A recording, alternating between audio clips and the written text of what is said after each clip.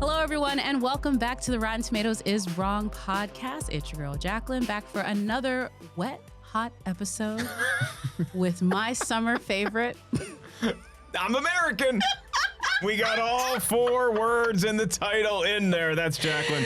I'm Mark Ellis, and I am so excited to talk about a movie that, again, I told our guest today that I was going to let him down in some regard. And instantly, everybody's mind is going to go to, well, you didn't like the movie that I'm coming on here to stump for? It's not that at all. It's that this movie was released in 2001, and I saw this movie for the first time last night. Wow. And given my history with the folks involved, given my adoration of their comedic talent since the mid-90s and a certain sketch show on MTV, it's nothing short of criminal. I should be prosecuted for not having seen this film before now, but am I glad I did? We'll talk about it. Yeah. Of course, ladies and gentlemen, this episode this week, we're talking about Wet Hot American Summer, the cult classic from 2001. And it was rated 38% rotten on the Tomatometer, but a 75%, that would be a certified fresh audience score if we had one. We have a guest here today who I think is probably the perfect person to do this because it is a parody satire film. And this man literally makes a living doing that along with other things. Of course, I'm talking about Mr. Lon Harris, writer and co-host of the Binge Boys podcast. He joins us today. Lon, I will go ahead and say it.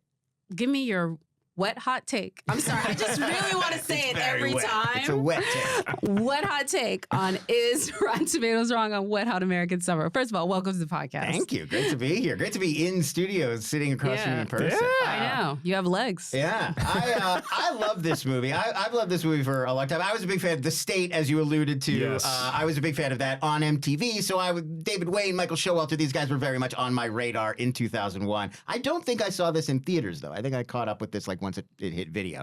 DVD, I guess, in that era. I don't remember it coming out. I don't remember. No, it was a very limited, indie. Basically, it went to festivals, and he thought it was gonna, get picked up, and it didn't. It really didn't. So USA Films ended up after its festival run, kind of bought it from him for like $100K or some insultingly low offer, and it barely came out in theaters. Yeah, so because people compare it a lot of times to other cult comedy classics, like for example, Office Space came out around the same time, and you had the MTV shared DNA with Mike Judge making Office Space. But Office Space had an ad campaign. It was released in theaters. I remember seeing the ads for it with the O-Face guy. I saw Office Space in theaters. Yeah, same. I didn't see that in theaters either, but at least I was aware of it. With Wet Hot American Summer, and we'll talk about it. It's the perfect sort of comedy that you put on when you and all your friends come back home from whatever fraternity party you try to get into that night in college, and you just watch it on repeat night after night after night. And I missed it, and I'm mad because this is exactly the kind of movie that I would have loved, and I saw it for the first time this morning. And I guess I'll kick off the festivities by saying Rotten Tomatoes is wrong with that 38%. So I would just go and say I did not have the viewing experience that either one of you had. I saw this getting ready for the movie, the baseball movie that starred Blake Jenner, like Everybody Wants Some. Everybody Wants Some. Everybody Wants Some with the Richard Linklater. So we were doing a compilation listicle of teen comedy, sort of like summer movie, like American Pie, this, Dazed and Confused. One of those great all-in-one day movies. It's got that Dazed and Confused vibe where it's all one day and overnight. Yeah, and so we were basically compiling a list of these sort of like summer teen ensemble movies, and that one was one of the ones that we do in there. And so that's when I first saw this. So it wasn't that long ago, whenever that movie came out, maybe 5 or 6 years ago, that I finally watched this one. And I mean, is it 38% wrong? No, but it's still pretty rotten. Like, I'm sorry.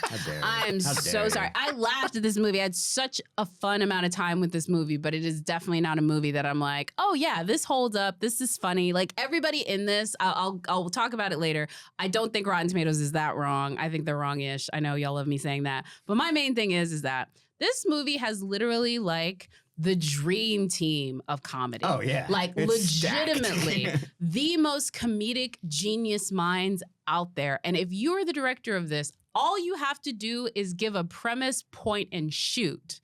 And to me, you should be walking into an Academy Award-winning screenplay worth of comedy, and it wasn't that. And so this movie is funny and it's great, but it's almost sort of like the reverse Simone Biles.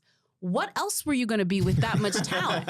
Like the fact that it wasn't like a masterpiece, I'm like looking at you kind of side-eyed. Like Judd Apatow has made a career of doing this and has gotten way more credit, I think, for being a writer just by the fact that he always hires writers to be in his I love you reaming this movie like you're like, you should have won an Olympic gold medal, but instead you were smoking dope with your friends outside the training facility. Just like the movie is meant to be. It is. Yeah, it's supposed to be Michael Phelps, and it's like dog paddling in the kiddie pool. Thank you. But even if it's good dog paddling, it's still like, you should be, come on. Okay. Yeah, but there's a lot about whether this movie, I guess, achieved the goal that it was going for versus what you would consider to be a normal slice of life teen comedy. So there's a lot to get into with Yeah, I feel like pound for pound, it's funnier than any of those like Judd Apatow. But like it's maybe not as accomplished like in terms of a piece of filmmaking. If you're going joke for joke, scene for scene, I think. You're saying Rotten Tomatoes is wrong. You're saying it's wrong. You're saying it's wrong. I'm saying not really. If you really consider all the facts, that's what I'm saying. But we have plenty to holistically,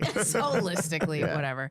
When we get to it, we will. I think when we look at all the evidence all together, we will make it that I am probably right. But I want to give a quick shout out to the 150 essential comedy movies to watch right now on Rotten Tomatoes. Please check it out, as well as, if you haven't already, check out the entry that we have on Wet Hot American Summer in our book, Rotten Movies We Love. We kind of have an idea of where we all stand on this. I'm going to try and not pretend like I'm a puppet as we transition over to our favorite segment, 2 Minutes with Tim. 2 Minutes with Tim. Let's say you're a film critic and the year is 2001 and you've just seen Wet Hot American Summer, either at Sundance or just before its theatrical release. You are not watching a cult classic. You can't be sure if any of the actors will go on to become stars. You certainly don't know that many of your friends will be trading quotes from this movie 20 years from now, or that there will be events around the country to celebrate the anniversary of its release, or that there will be 2 spin-off series and a making-of documentary on Netflix, a company that currently only rents DVDs by mail and is more than a decade away from creating its own content. You don't know that this movie is eventually going to be someone's favorite movie. No, you can't know any of these things because you are watching a new movie and you have a deadline to meet. I bring all this up because every once in a while I'll meet someone who insists that the critics were wrong about Wet Hot American Summer. But it's not like it was initially a huge hit with audiences either. It had some buzz at Sundance, but according to Box Office Mojo, it made less than $300,000 during its theatrical run. I always try to remind people that no one, not even film critics, can successfully predict a film's historical reputation after one viewing. And that's especially true of Wet Hot American Summer, a small movie that looked like a goofy lark at the time, but built up a feverish cult over the course of years. Wet Hot American Summer is rotten at 38% on the Tomatometer with 76 reviews, and it has a 75% audience score. So what did the critics have to say? In a rotten review, Bruce Westbrook of the Houston Chronicle wrote, "For all its failings, Wet Hot maintains energy and high spirits over most of its length. The trouble is, such energy and spirits are not infectious, and the movies it mocks were better." However, in a fresh review, Owen Gleiberman of Entertainment Weekly called it a loving and meticulous recreation of the last moment before American youth culture went permanently ironic. The Rotten Tomatoes critics' consensus reads, "Wet Hot American Summer's incredibly talented cast is too often outmatched by a deeply silly script that misses its targets at least as often as it skewers them." So that's Wet Hot American Summer. Jacqueline? Mark? Let's all promise that in 10 years from today, we'll meet again and we'll see what kind of people we've blossomed into. Or maybe I'll just see you folks at the office. Back to you. Way to go, Tim. I love this review that's technically a rotten review from Michael Atkinson of The Village Voice because I kind of feel like it paints both sides of the aisle here. It's a comedy without a map. It will be loathed, but it might be ahead of its time. So maybe you could say that about Wet Hot American Summer. Yeah. I mean, I definitely think that even if you're panning a movie, if you are a studier of film history, you can't predict it, but you can definitely be like, this has cult classic vibes. You know what I mean? Yeah. Like this has, like I saw the trailer for Megan and I was like, I don't know if this is going to make money, but somebody's going to live for this, you know? She's probably going to sing Titanium or something. You know what I mean? Exactly. Everybody's going to go nuts. Exactly. And this is going to be something that people watch over and over again. Yeah. Sometimes I feel like people just put that label on a movie like it could be a cult classic because they don't know what else to do with it.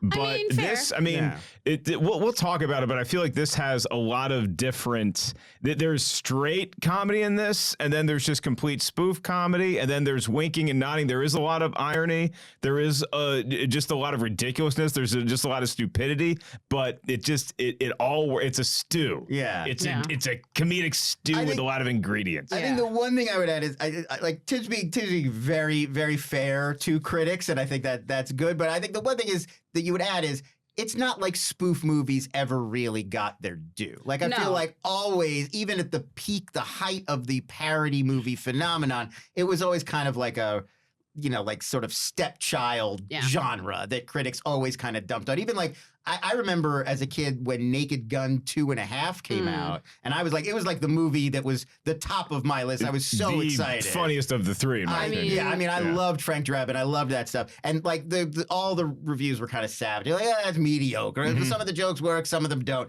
And so I feel like there's always kind of a problem with this genre where it's not critics' favorite. I mean, yes and no, because it depends. They like who they like in that genre. If you make yourself a parody artist, I think it's like you can do it. Like, because Mel Brooks he's been banger after banger. You know what I mean? Well, by the time you got the Spaceballs era, which I think one of my favorites of his, but that movie got dumped on. It feels like you had a handful of spoof movies that came out in the 70s and 80s. Not even toss like a Dr. Strangelove in there, where you have Mel Brooks and then you have Blazing Saddles and like the Zucker Abrahams. Young Frankenstein. Then you had Airplane in 1980, and it feels like critics just stamped those all as these are the spoof classics, and then nothing else could ever follow it, even if a movie like Top Secret, I think, is funnier than Airplane.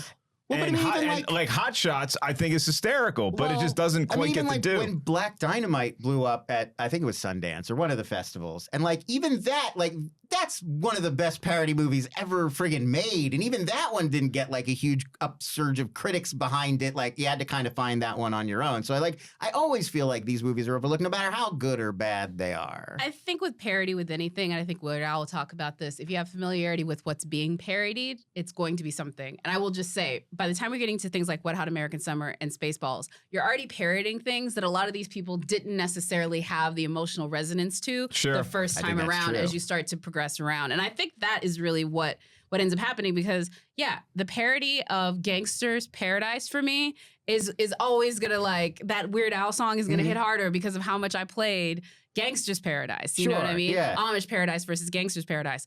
I'm sorry, I don't have the same emotional resonance to American Pie with Don McLean. Like, the fact that you did the Yoda story with that one doesn't hit as hard for me. Right. Like, I don't care about, so I think it's a little bit of that. Let's dive into that, as well as some of our favorite moments, favorite cameos. This, again, is a very stacked cast as we transition over into our movie talk section.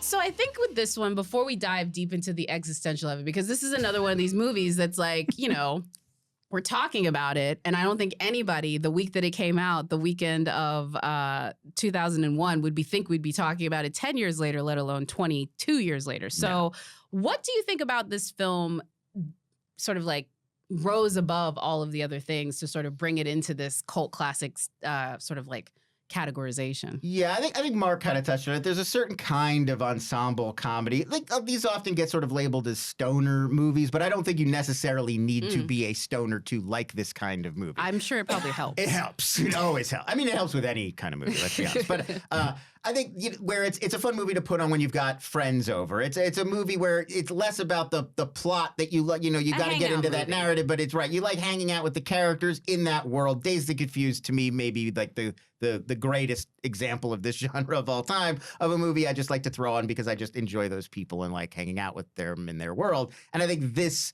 is very much familiar there. And like, especially because the cast is so stacked, and no matter when you could drop out, you could drop back in, and here's a funny beat with Elizabeth Banks and Paul Rudd, or here's a funny thing that Chris Maloney is doing unexpectedly. I think watching this movie, I think, is how non-sports fans treat a Super Bowl party, where they're like, yeah, look, it's exciting. I'll drift in and out of the game. Exactly. If it's good at the end, I'll be paying attention. I'm here for the commercials, but I'm here for the event. I'm just here to like hang, and if I get a couple good scenes, then I'm happy. This is the kind of movie, like a Dazed and Confused, used where you put it on and you don't necessarily have to watch it start to finish because you've seen it beat by beat. And I'm saying this as a guy who first saw this movie last night. It's not like threads that get pulled. Like, oh, if you miss that part, you're not gonna like. It's almost like a collection of sketches in some way, which makes sense because it's a sketch comedy. Yeah, the more you will this movie into being a normal structured film, the less you're gonna get out of it. Because to your point, you can label it a stoner movie, but to me, I think a lot of people put the label stoner movie onto anybody who is gonna respond to this movie who isn't sitting in the front of the classroom. Because like I wasn't a stoner in high school. I laughed at all that stuff. Right. I wasn't actively getting high, but I still had that comedic sensibility, that a little bit of resisting authority. Right. I loved this genre 5 years before I had ever ingested a single drug. The rebellious. You don't have to. Rebellious. Oh, whatever. It's teen angst. It's rebellious angst that is either sort of being performed in hypersexuality or hyperviolence or, liking certain types of music that is very contradictory to your parents, or being like really crude and really brash with your friends in your level of comedy. And I think this all sort of like plays into it. But do you think this one in particular had something? Because there was a bubble up afterwards, and I don't think it was just the hangout. Do you think it was the cast itself as they became bigger? Do you think it was I would say, is there like a memorable scene that everyone sort of like had to be like, if I'm putting on Dazed and Confused and being like, look at Matthew McConaughey. You know what I mean? Right. Like, I want you to see this Woodward guy. I want you to see this party they throw. Right, because nobody in the cast necessarily blew up overnight right when this came out. I mean, Bradley Cooper's in it, but again, this is 2001, and he didn't really get a lot of heat until after Wedding Crashers. Yep. And even then, it wasn't until The Hangover in, 2007. Sort of the same trajectory as like a Paul Rudd and Elizabeth Banks, folks like that. So you knew some folks from SNL. You had Molly Shannon, Amy Poehler, who were getting big from SNL. But again, you can't tell the story of Wet Hot American Summer without going back to MTV's sketch show The State, which is the mid-90s. It hit right when I was in high school, and I'm watching it, and it's Michael Showalter, it's David Wayne who directed the movie. They Joe both wrote the movie. Ken Marino, they're both they're Michael Ian Black. Right. Yeah. So seeing them in anything, I was like, oh, this is now on my radar. I'm going to like this movie because it had them in it. And so in the same way that I think a lot of people would revisit this movie or maybe come to it the first time because, hey, I'm a huge Paul Rudd fan. I love The 40-Year-Old Virgin, and I saw this funny guy. I want to go back and see what else he's in. That was me, thinking this could be a great movie simply because it has folks from a show that I loved, The State. And then also the SNL doesn't hurt it at all. I also think there's a sweetness to this that a lot of these kinds of teen movies or stoner movies or whatever, there's like it's that American Pie, it's that crude raunch humor, which it has its place and I like it and can be fun. But I think this movie kind of undercuts that a lot and makes that the joke. Like there's that scene where the guys find out that Bradley Cooper and Michael Ian Black's characters are gay, and at first it looks like it's going to become like a gay bashing kind of, they're going to bully them, but then they buy them a Chains Lounge at Crate and Barrel as like a housewarming gift. And it takes the sweetest, warmest possible turn. And I think that's kind of Showalter and Wayne's sensibility just generally. And I think that comes through so nicely in this. And it does make it a fun kind of alternative to some of the other kind of teen movies that are more focused on like getting laid and like, beating up the kids from the other camp or like whatever the more and camp in general edgy sort of material would be. I mean, before we were all hanging out with our friends necessarily by choice, we're like, hey, let's all meet at this place because we all want to go there. A lot of kids went to camp, and that was what you did during the summer. And whether you loved it, whether you hated it, whether you had a romance, whether you never got to first base with anybody, you still have that kind of shared memory of what camp was like, either as being a kid there or being a counselor. And so there's a lot of Americana baked into this premise too, because as soon as I put the movie on, I'm like, okay, half of this is trying to pay homage to Bill Murray's Meatballs, and half of this is sort of spoofing Meatballs, which is sort of tied into the fact that Paul Rudd is reading a Rolling Stone that has Bill Murray on the cover. And the move that this film did right at the beginning that telegraphed this is not like a traditional camp comedy. This is going to be winking and nodding and making fun of itself and being self-referential and being self-deprecating all at the same time was the first kiss that you see between Paul Rudd and his Is it Who's his girl? It's Marguerite Moreau is the actress. Oh, okay. I thought it was the Paul Rudd. They have Katie. this sloppy, full of tongue, no lip kiss. They're basically just licking each other's tongues. And right there, you're like, I know what this movie, at least me, I was like, I know what tone this movie's going for. And then Ken Marino shows up for the first time right after that. And I'm like, I love everything this movie's throwing at. Sorry, I'm just getting disgusted by that kiss again because I'm visualizing it. And I'm just like, it's like, so like, good. This is the thing, your face is wet after that. Like, your face is wet and cold. Yeah. And their hot breath is like, And apparently every day during filming this movie, it rained. Oh, so like, think of like that kiss in the rain. It was not either. It was a wet summer, but it was definitely, and you could a wet tell, spring. like, everything looked so overcast in this entire It was show. like March, April, because they had to shoot before the camp actually functioned Opened. as a camp. So it was definitely wet. I definitely want to add this one also into. So I definitely know what Michael Showalter did. Again, another little thing. He the Oscar-nominated script, The Big Sick, starring Emily V. Gordon, friend of both of ours, and also Ben My Name Camille, Is My Name Is Doris. with Sally Eyes Field. of Tammy Faye, which was the Jessica Chastain. So he's gotten people to the Oscars a few times since here, which I think is crazy. What's David Wayne? Like, I did not know what he got into after this because he definitely seemed to make this very much his. Well, he did. They Came Together, that Paul Rudd, Amy Poehler one, which is like kind of a spiritual follow-up to this one. I would love to see him do more. Like, I wish he was just making more I really wonder about parodies. him because I know Showalter sort of blew up, and a lot of the he does guys. TV stuff. Yeah, He does TV Wayne stuff? feels like one of those guys who punches up every script. Yeah, I feel like he does Like, TV let's have David comedy Wayne do a stuff. pass, whether it's a big comic book movie or Probably. whether it's an indie comedy. Yeah. Let's make sure David Wayne gets his eyes on this. It Also, sort of feels like that. Stella was the other one we haven't mentioned. He and Showalter and Michael Ian Black were in a really great comedy troupe together post-State called Stella that had like a Comedy Central show. It was Comedy for Central, 2 right, seasons. right. Yeah. It was like this kind of like, it had a plot, like there was a sitcom and they were roommates and there were stories, but it was absurd as well. Totally Like, absurd and added to there. Let me get to my Simone Biles of it all. Okay. This cast. Yeah. Look, okay.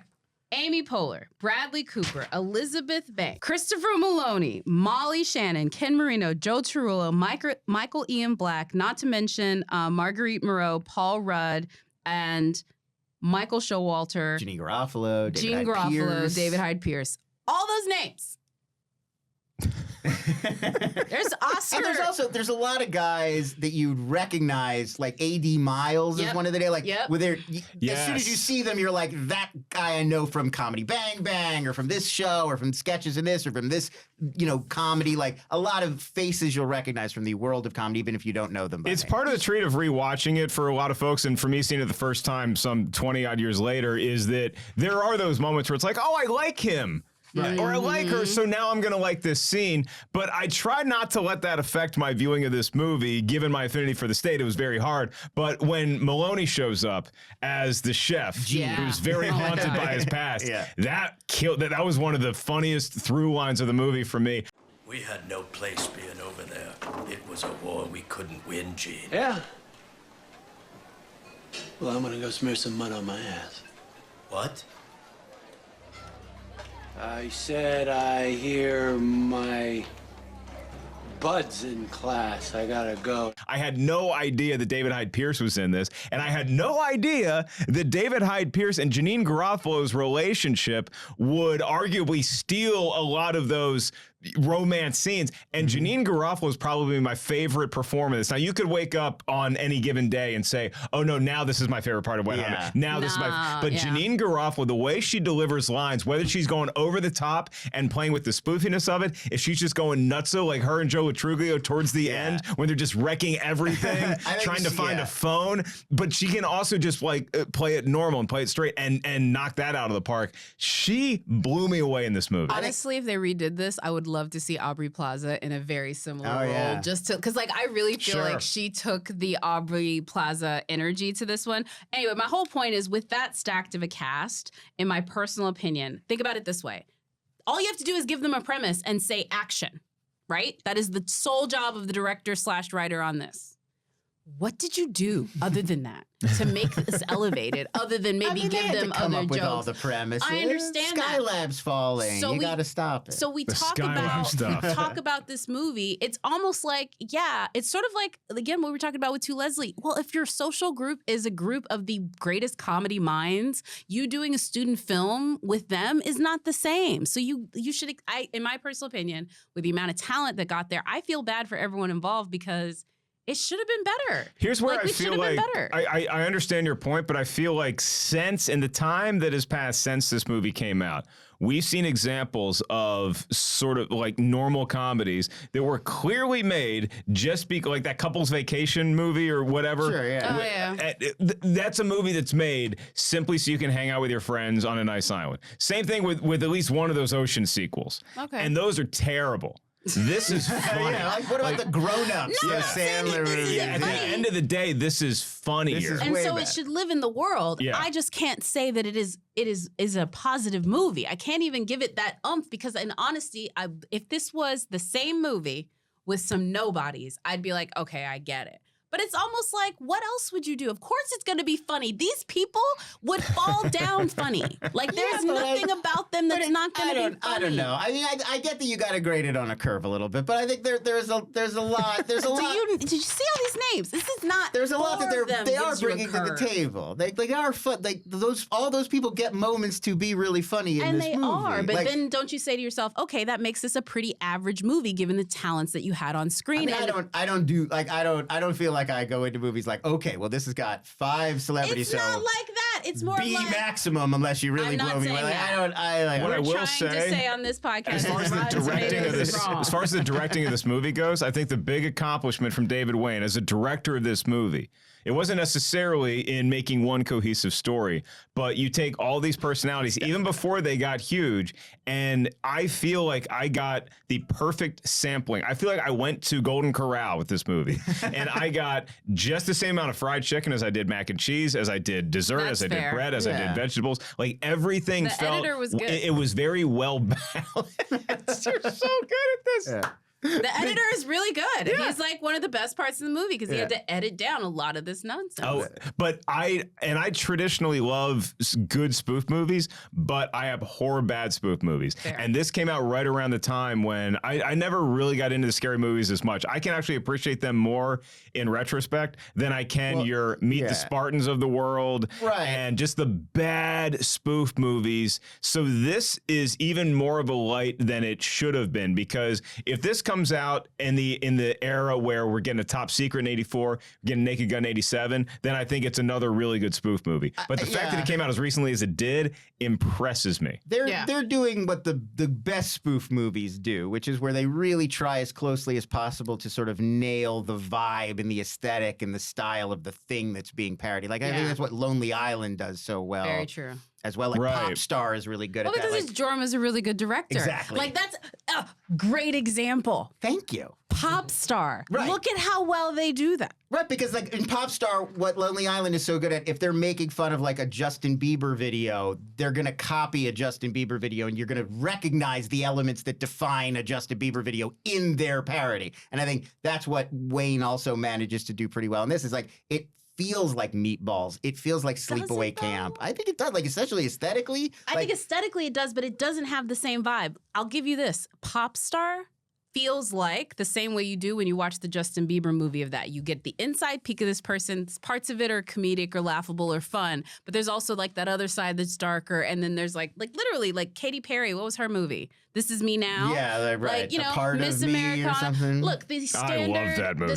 The Katy Perry The Katy documentary. Perry Yeah, documentary. exactly. Yeah. But So she good. goes through it, right? Like Right. she really. Russell Brand breaks up with her by a But text. that's why Pop Star works so, So well, well, because okay. it's exactly like watching one of those. Like it reminds you of it. And Walk Hard is another great Yes. example. I don't Walk Hard's a feel great Walk call, Hard yeah. so much like Walk the Line that you're like that's what makes it funny. this is the problem I have with Wet Hot American Summer. it feels like a sketch that wants to be within this, but it doesn't feel like it actually wants to be a movie that plays the same way that these hangout movies play. I'm just saying. You know, I think get what you're it's saying. funny. It's so great. Okay, can you compare this then to something more like, I would say along the lines of Anchorman, which, believe it or not, plays it more straight than this movie does, or at least it's focused on one storyline a lot more than anything else. And then you have a lot of contributory players, but Ron Burgundy's world is more consistent than the world. Anchorman is the same kind of movie like this, and that goes back to my Super Bowl party But there's a metaphor. lot more connective tissue around it that makes it a better movie. But it's hard for me to sit down and watch Anchorman start to finish. As much as I love it,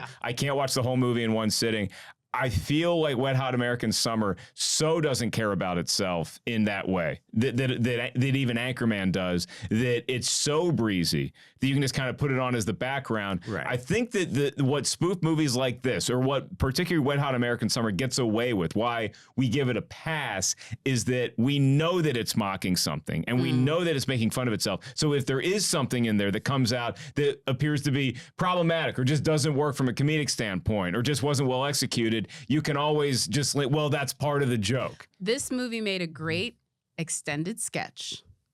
The other ones made great movies. And that's the difference. This one wanted to make a great extended sketch with incredible set pieces, but it's not a movie. You don't Do you feel like if there was one through line, let's just take the David Hyde Pierce, Jean Garofalo relationship. What if that was the one thing that we're rooting for? Then you have all these other little tributary things that don't equal the screen time, but we're focused on that story and how everybody else is affected by it. Is that more what you're talking about, where it's just like sticking to one story and telling it well?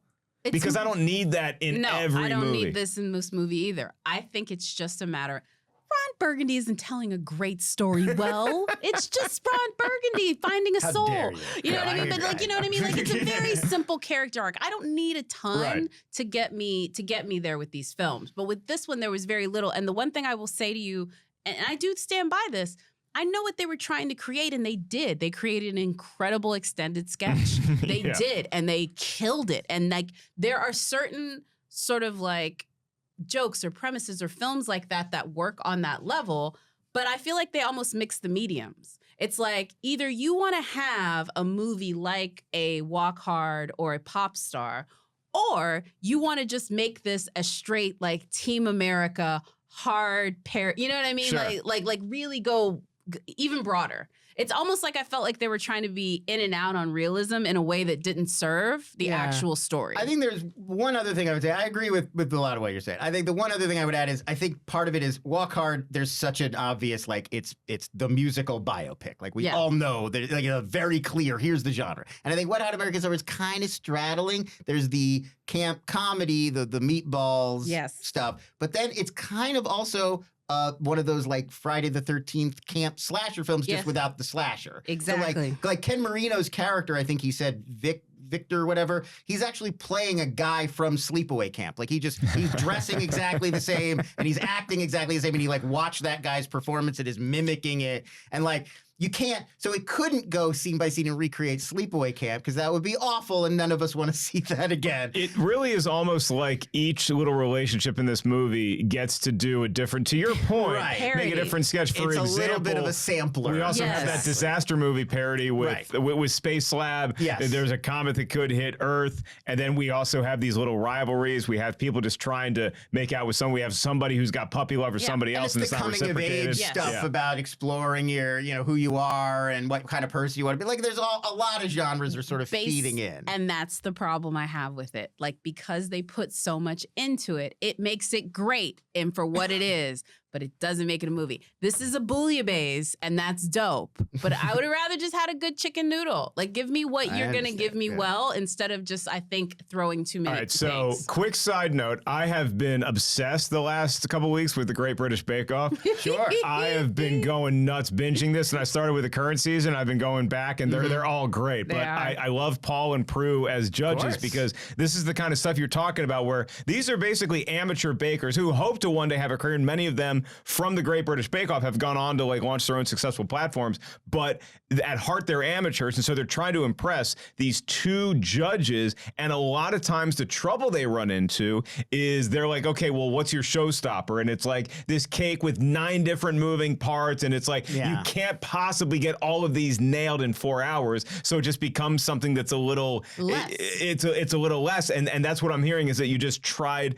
to cram too much into this pot pie. Great British Bake Off. That was a great walk to get there. I love that. Right? That was really, like, you really hit the nail on the head. I thought you'd be happy that I didn't do another sports reference. No, I said Great British Bake Off. Like, that was a great. It was either the food show or the sports or GBBO. I mean, honestly, as in my age, I've become a person that is happy with simplicity and routine. It's comforting because the world is weird enough.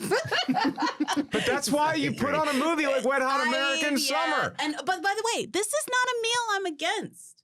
But don't tell me you're coming to camp with Lon and I. No, I'm not saying we have fun. This is not a meal that I did not enjoy. This is not a meal I didn't laugh at. Like, legitimately, anytime Amy Poehler was on screen with her just like too much with it, I was living for it. But she's so good at this. It's not what it needs to be, considering all. And again, I just look at the ingredients. You're just looking at the sum of the parts. You know what I mean? And I'm like, it ain't there. It could be, and it's great for what it was, but it ain't that.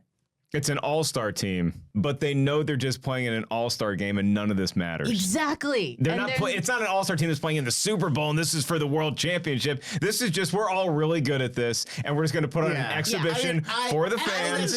I really like stuff like that. Like, I find it refreshing that Paul Rudd just gets to be silly. Like, we know what he can do when he's acting and when he's really like paying attention to telling a real story, and like, he's great. I like Paul Rudd in lots of things, but it's fun to just get to see him not have to worry about. So here's fun. It's not fresh. Yeah, it's fun. It's not fresh. That's what I was going to ask Lon to do, because Jacqueline's done a great job getting that on a t-shirt of telling us why you can enjoy this movie, but you don't think it's fresh. So why does this movie, as far as like a critical take on it, why do you think this movie deserves to be fresh? Because you're better at articulating these things, and you're the guest. We're going to put all the pressure on you.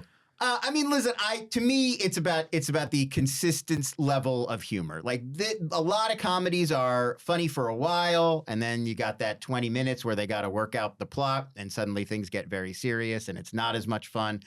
It's very hard to make a comedy that is consistently funny the whole way through. Every scene has at least a few jokes, and like the jokes per minute quotient, I would say, is even very high with this movie. And like, that's not a thing you see very often. I think there's a lot of things where it's like there's 3 really funny sequences, and then you're kind of waiting around for the rest of the movie to like get there. And I don't feel that way with Wet Hot American Summer, or really a lot of Dave and Wayne. Like, they came together as the same, where it's like every scene has at least 1 or 2.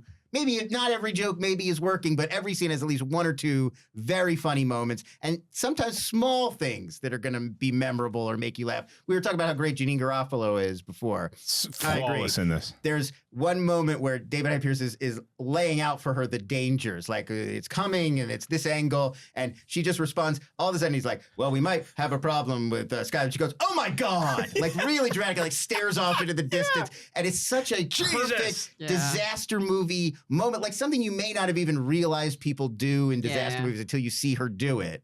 And it's but there's so many great little moments like that. The first time tennising that back to David Hyde Pierce when they first meet, and she just, just brings up randomly, hey, if you'd want to come teach the kids, and he just shoots her down so hard. Like, before you even say it, when you're just like, I'm already thinking about it. Great idea if you came by the camp and taught the campers about space. No, I couldn't. Oh, they'd love it. No, I couldn't possibly. Oh, it'd be just... I said no! And then there was one other one I was going to say. The delinquent, my Schmodown character, was actually inspired by this movie. Really? The scene where Paul Rudd, he's sitting and he's finished his lunch, and he just knocks the lunch tray off like he's a disaffected teen, is done with it. And he knocks the lunch plate, and Janine Garofalo's walking by, and she goes, well, you got to pick that up. And he does the most labor, like...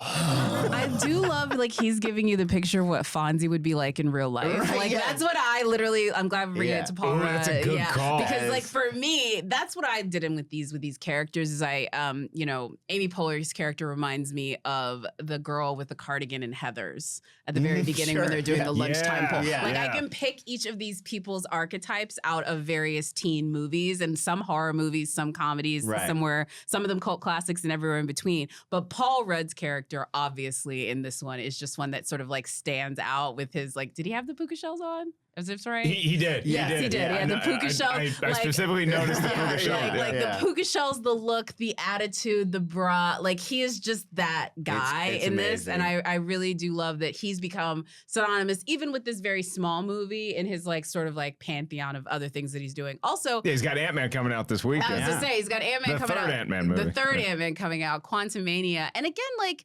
Did you think that the guy from, again, also Role Models, David Wayne movie, but also like the guy from Clueless, did you think he was going to be a superhero movie with his own like opening or like, well, you didn't know what he was going to be from Clueless because he was just this nice looking dude who was kind of like the guy next door, but you didn't know if he could be as funny as it would require to hang with the crew from Wet Hot American Summer or the 40-Year-Old Virgin. Yeah. Then you also obviously don't know that somebody who's now we've established, okay, we like you, you're funny, you may be a vampire because you're so ageless. Yeah. Can you be a superhero? And he can pull that off too. Also, I do love that we're talking about Wet Hot American Summer because Paul Rudd's anti-aging techniques, whatever they may be, were on full display in the sequel because that was filmed like 15 years after the original, and everybody else aged and not great. These are comedians who drank and smoked and did all the things. Are you saying our lifestyle isn't the healthiest, Jacqueline? They play, because they're playing. They don't de-age them at all. They do no effort to make them look younger. They just have them playing themselves in the same,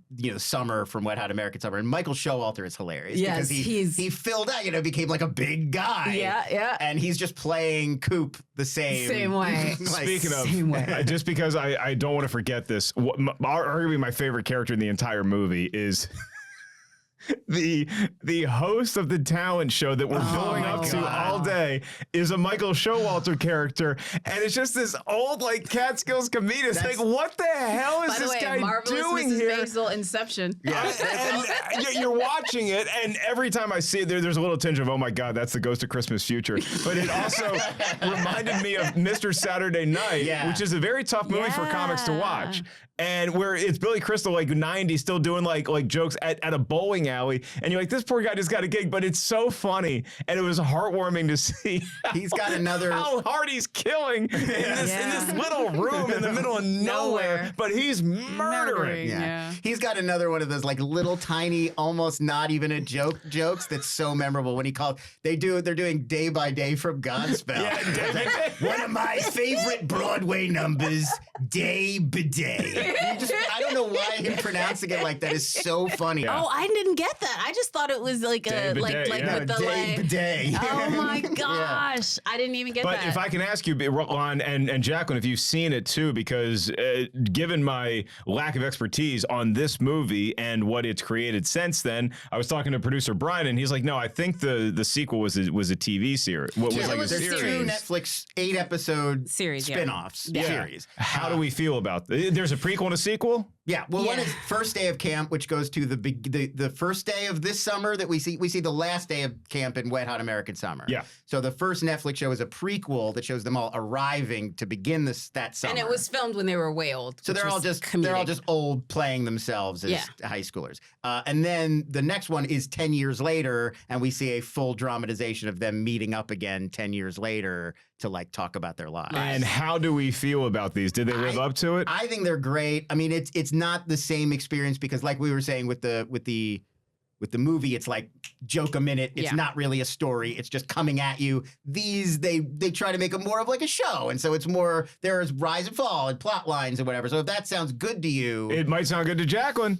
I was just about to say the limitations are apparent in some of them. Yes. The limitations to their storytelling did not, like, the weakness that they were maybe papering over in this first one was not something they fortified as they made it linear. It was still, in my opinion, pretty flimsy. It's the same sense of gleeful absurdity. Yeah. Nothing has to really link up. Nothing has to make logical sense, but they are fleshing it out more and like putting a lot more. And this one seems like it did. And I will go back and watch these just again because I enjoy the creators so much. I think they were better received. If I remember. I mean, there were a lot of Wet Hot American Summer fans already, including among critics by the time these came out. So yeah, there was a more receptive crowd. And people just know if this is a thing for me. I think going and it's in. Also fun to see reviews overall. But you also see how famous so many of these people have become, and so it's like, oh my god, I can't believe we still get to see. Right? Yeah, they all come back. And they did come back. And then the Paul Rudd of it all, he looked the same. He legit. Like he's now, I study him now because first of all, I study any white person that rivals black people's skin. Because personally, as somebody that lives with somebody that it irritates, he's older than me. He's older than me. He's got good genes. And he's just it's infuriating. I feel like he's getting better. I feel like he and Tom Cruise are both like they're right at this point where it is starting. Like it is just starting. In the last few like months, like 6 months, they're actually beginning to look like human people. And it never used to happen. No. Like you would see Tom Cruise years apart, you'd be like, still looks the same? But this one with that same bad wig, take one, take two. It is like you don't even remarkable. See a difference. And that, ladies and gentlemen, is why you should go see Quantumania, because he's finally becoming human. He's finally becoming a man. It took a trip to the quantum realm, but it's finally happening. Every wrinkle for your sanity. I appreciate it for you. Anyway, that's gonna wrap it up. I can't imagine what being shrunk and then going huge and then coming back. I can't imagine what that does to your skin. Yeah. I mean, honestly, I really hope he's investing in moisturizer because he should. Anyway, that's it for us on Movie Talk. We're gonna go ahead and transition over into our mailbag. How y'all doing? To our Ketchup Crew member, Damaris Ortiz. Dear Mark and Jacqueline, please talk about Along Came Polly. This movie is criminally underrated. It is hilarious all the way through with multiple laugh out loud moments. The movie isn't perfect, but it's really nice to see a rom-com pull off being sweet while not taking itself too seriously. It is infinitely watchable. Best, Damaris Ortiz. Dying to know what Jacqueline thought of the Avatar sequel. P.S. I love this. I keep my opinions to myself. We were at this the together. Avatar. Do Avatar first. Let me just say this about Avatar real quick. This is what's weird.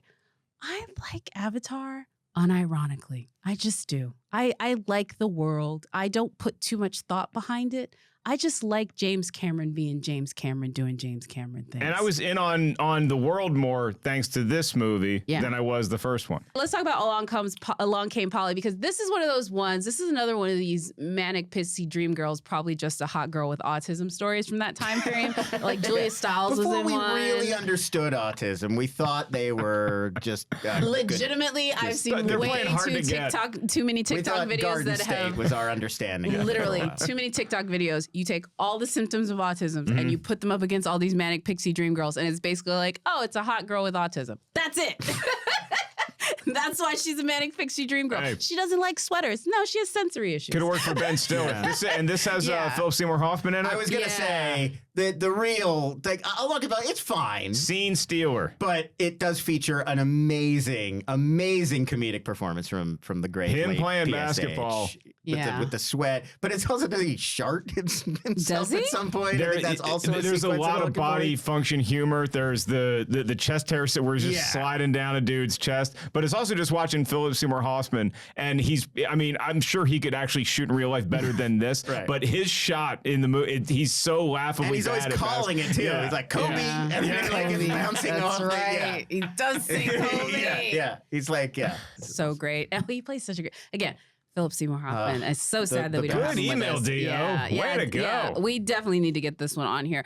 Lon, sir, it was great having you again. I might add that all of our guests bring a certain vibe, but you always bring, and I say this as a compliment, a professorial vibe to everything that you do. There's a little bit of a delinquency under the professor. I know from experience. I didn't say that you were not like the Berkeley Stone professor that is normally late 10 times, and I'm not saying that you're like that guy, but he's the tenured professor who's selling to the kids after class. Only an assistant. I'm sadly just an assistant professor. Exactly, but no tenure yet. But we always learn something when you're here. And so before we get out of here, tell us what you're working on before I make this any worse of an exit. Oh, well, Everybody should definitely check out my podcast I do every week with Hal Rudnick. It's called Binge Boys. Yeah. We just talk about whatever we're watching on streaming platforms, and it gets a little heated sometimes. More than this. This is very convenient. You guys get to Phil Hoffman levels of I yelling. like that your tastes are not similar in a lot of ways. They are sometimes, but Not then on news sometimes. Well, it's everything. Movies too. Like I really yelled at him about Banshees of Inisherin. I felt bad. I was like, I should call Hal. You don't like it?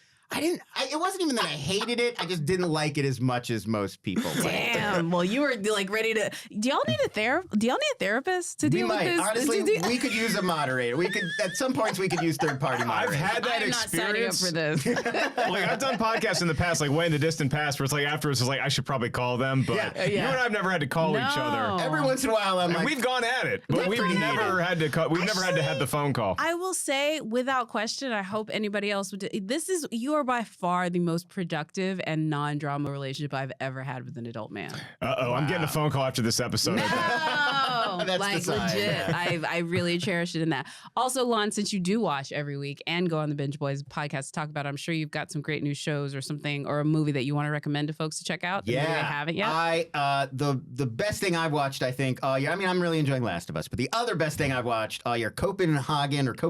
I don't know. Copenhagen? Copenhagen Cowboy on Netflix, the Nicholas Winding Refn show. Oh, yeah, I've heard of it. I have not seen that. It's crazy. I mean, if you have to like his weird stuff. Like, if I you're do. not into Neon Demon or Only God Forgives or Drive, even, like, if you like that stuff, and he did that Amazon Prime Video show, Too Old to Die Young, with Miles Teller that I also liked. If you're into his stuff, it's awesome. It's super atmospheric, very cool, very weird, surreal, lots of great action. It's very cool, like characters, and it's set in this very intricate sort of Nicholas Winding Refn. He's making his own world now, like Wes Anderson, where it's just like this crazy little. I'm very hit or miss with that guy. There's some things where I'm just like blown away, and then there's others where I'm like, this is just not for me. You got to give over to it. Like, it's a little bit slow. It's a lot of synth and neon and like what he does, but I really loved it. That's on Netflix. Well, we can all ratify The Last of Us. Okay. Too. Yes, and I've been really enjoying The Last of Us. Oh my gosh, That's much safer if you like the games you have HBO. You'll like. Oh my God, look at him. He's like, no, I'm good. I'm trying to elevate here. I'm trying to go higher level. It's not even higher level. It's like weird, and it's the kind of thing I'm hesitant to recommend to people because sometimes they'll watch it and be like, "What the hell?" Well, were you that's thinking? just the type of recommendation we need. Right. That's what I think. It's from you. Yeah. It's from Lon. There you go. It's from Lon. All right. Well, Lon, thank you so much for joining us again, sir, My this pleasure. week. I want to let everyone know you can be like Damaris and email us at rtiswrong@rottentomatoes.com and let us know what you think we should cover next. They did an incredible choice with Along Came Polly. I don't want to gender you one way or the other, but wherever you're listening to this, anyone, please rate, review, and subscribe. Do it. Share it with your friends. Let everyone know that they can listen to us debate about the merits of Paul Rudd's aging in Wet Hot American Summer. In general. Moisturize. I hope it's that. I really hope it's that. All right, that's it for us this week on Rotten Tomatoes is Wrong. A big thanks to Mr. Byron Perez, our guest this week, Lon Harris. Of course, Tim Ryan on our 2 Minutes with Tim. I'm Jacqueline Coley. This is Mark Ellis, and we will see you all next time.